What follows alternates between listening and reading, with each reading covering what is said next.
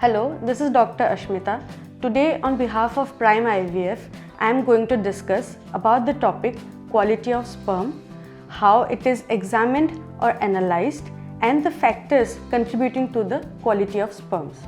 So, talking about infertility, जैसे कि हम बात करते हैं कि फीमेल की जो एग की क्वालिटी है वो बहुत ही इम्पॉर्टेंट होती है टू कंसीव और एक प्रेगनेंसी के लिए, वैसे ही जस्ट लाइक दैट हमारी जो मेल की स्पर्म की क्वालिटी है वो भी बहुत ज़्यादा इम्पॉर्टेंट होती है फॉर अ प्रेगनेंसी, जो बहुत लोग बात नहीं करते। अब बात करते हैं कि हम उसको एग्जामिन कैसे करें कि स्पर्म की क्वालिटी कैसी है। उसके लिए हम सीमेन एनालिसिस करते हैं। अब सीमेन क्या होता है? Semen is sperm plus the seminal fluids, जिसमें जो स्पर्म है वो स्विम करती है। अब सीमेन एनालिसिस के लिए हम पेशेंट को बोलते हैं कि एटलीस्ट 3 to 5 डेज़ का एब्सटिनेंस मेंटेन करें, और उसके बाद हम पेशेंट को एक प्लास्टिक का स्टेराइल कंटेनर प्रोवाइड करते हैं जिसमें वो अपना सैंपल हमें दे। वो सैंपल इधर घर में भी कलेक्ट कर सकते हैं और कलेक्ट करके हमें दे सकते हैं, या फिर क्लिनिक में आके भी वो अपना सैंपल हमें दे सकते हैं। जब वो अपना सैंपल हमें देते हैं, सैंपल का जो कंटेनर होता है उसको हम फॉर 30 to 60 मिनट्स के लिए लिक्विफिकेशन के लिए रखते हैं। लिक्विफिकेशन के बाद हम उस कंटेनर से जो उनका सैंपल है उसको माइक्रोस्कोपिकली एंड मैक्रोस्कोपिकली इवैल्यूएट करते हैं according to the WHO guidelines. अब पहले हम बात करेंगे मैक्रोस्कोपिक इवैल्यूएशन की, जिसको हम फिजिकली उसको देख के हम इवैल्यूएट करते हैं। इसमें हम मेनली 4 चीज़ें देखते हैं।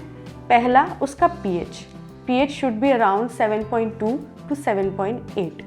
अब नेक्स्ट हम देखते हैं उसकी विस्कोसिटी, क्योंकि हमने उसको 30 to 60 मिनट्स के लिए लिक्विफिकेशन के लिए डाला होता है। उसके बाद हम चेक करते हैं कि वो लिक्विफाई हुआ है या फिर वो अभी भी विस्कस है या फिर उसमें जेलेटिनस बॉडी अभी भी प्रेजेंट है। उसको 30 to 60 मिनट्स के बाद पूरा लिक्विफाई हो जाना चाहिए। उसके बाद हम बात करते हैं वॉल्यूम की। Volume should be minimum 2 ml। उसके बाद हम देखते हैं उसकी appearance. Appearance should be greyish opalescent in colour और with a very neutral odour. अगर कोई भी फाउल स्मेल इसमें प्रेजेंट होता है सैंपल में तो that is alarming, that should be noted. इसके बाद जब हमने उसका पूरा माइक्रोस्कोपिक इवैल्यूएशन कर लिया, हम आते हैं माइक्रोस्कोपिक इवैल्यूएशन की। माइक्रोस्कोपिक इवैल्यूएशन में हम जो सैंपल है उसको अंडर द माइक्रोस्कोप स्पर्म्स की मोटिलिटी, उसकी मॉर्फोलॉजी और उसकी कंसंट्रेशन देखते हैं। स्पर्म की जो कंसंट्रेशन होती है वो 15 मिलियन पर ml होनी चाहिए। मोटिलिटी की बात करें तो 40% मोटिलिटी उसमें प्रेजेंट होनी चाहिए, जिसमें से 32% शुड बी प्रोग्रेसिव और 8% should be non progressive. Next, coming to the morphology should be minimum 4%। अब अगर हम पूछे कि जो स्पर्म की नॉर्मल मॉर्फोलॉजी क्या होती है, स्पर्म की नॉर्मल मॉर्फोलॉजी में उसका एक हेड होता है, एक टेल होता है, and connecting the head and the tail is the mid piece और the neck of the sperm. जो हेड होता है स्पर्म का that should be oval in shape, और हेड की 40 to 70% of the area should be acrosomal area, जिसमें acrosome present होता है। जो नेक होता है, नेक शुड बी सिमेट्रिकल और रेगुलर, और टेल शुड बी स्ट्रेट। अब इन मॉर्फोलॉजी जो नॉर्मल होती है उसमें कई डिफेक्ट्स भी हमें दिखता है, जो हमें अंडर द माइक्रोस्कोप दिखाई देता है आफ्टर स्टेनिंग। तो डिफेक्ट्स क्या होती है? जो हेड की डिफेक्ट्स होती है, हेड राउंड हो सकता है, कभी एक हमें बिग हेड दिख सकता है, कभी स्मॉल दिख सकता है, या फिर मल्टीपल हेड्स भी हमें दिख सकते हैं। और जो नेक या मिड पीस की डिफेक्ट्स है उसमें इरेगुलर हो सकता है नेक, या फिर बहुत ज़्यादा थिन हो सकता है या थिक हो सकता है, या इरेगुलर भी हो सकता है। अब बात करें अगर टेल की मॉर्फोलॉजिकल डिफेक्ट्स में, तो बहुत ज़्यादा कॉइल्ड हो सकता है या फिर शॉर्ट हो सकता है, फिर मल्टीपल टेल्स भी हमें दिखाई दे सकती है। ये बात हो गई हमारी मॉर्फोलॉजी की। अब हम आते हैं the factors contributing to the quality of sperm. कौन कौन सी ऐसी फैक्टर्स होती है जिसकी वजह से आपकी स्पर्म की हेल्थ या क्वालिटी पे असर पड़ता है। पहले हम बात करेंगे एज की। बहुत सारी स्टडीज़ में ये हमें दिखाई दिया है कि जितनी आपकी एज बढ़ती जाती है उतनी ही आपकी जो स्पर्म की क्वालिटी है वो डिक्रीज़ होती जाती है। जैसे कि स्पर्म की कंसंट्रेशन डिक्रीज़ हो जाती है, मॉर्फोलॉजी डिक्लाइन हो जाती है और मोटिलिटी भी काफ़ी डिक्रीज़ हो जाती है।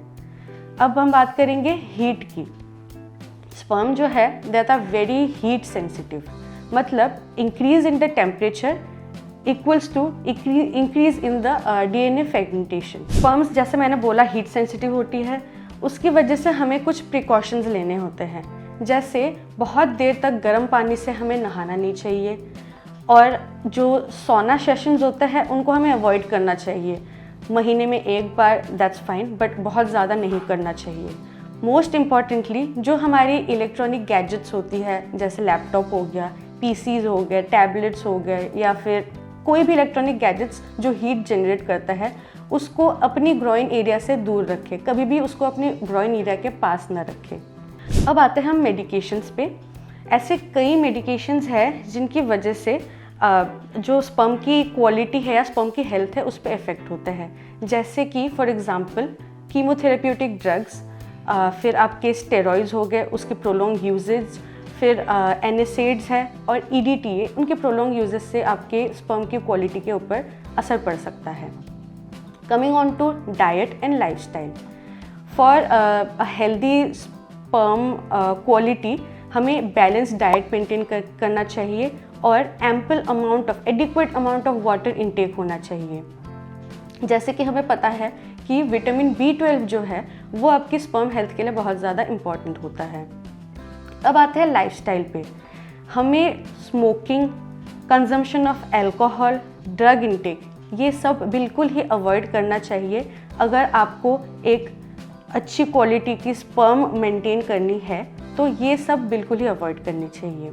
Next we will talk about psychological और मेंटल हेल्थ। देखा गया है कि आजकल लोग बहुत ज़्यादा स्ट्रेस्ड होते हैं, डिप्रेशन बहुत लोगों को होता है, या फिर एंजाइटी इश्यूज बहुत सारे लोगों को होता है। इनका डायरेक्ट असर जो है वो आपकी स्पर्म की क्वालिटी पर पड़ सकता है। इसीलिए अगर किसी को ऐसा कोई भी इशू कोई अगर फेस कर रहा हो तो गो कंसल्ट अ साइकोलॉजिस्ट, थेरेपी लीजिए ताकि you can lead a healthy lifestyle. I hope ये इन्फॉर्मेशन आपके लिए काफ़ी हेल्पफुल होगा। आप अगर चाहे तो इनको अपने फ्रेंड्स के साथ शेयर कर सकते हैं, और इसके रिलेटेड, इस टॉपिक के रिलेटेड अगर कोई भी क्वेरी या डाउट हो तो हमारे कॉन्टैक्ट नंबर पे हमसे कॉन्टैक्ट कर सकते हैं या फिर ईमेल कर सकते हैं। Thank you so much.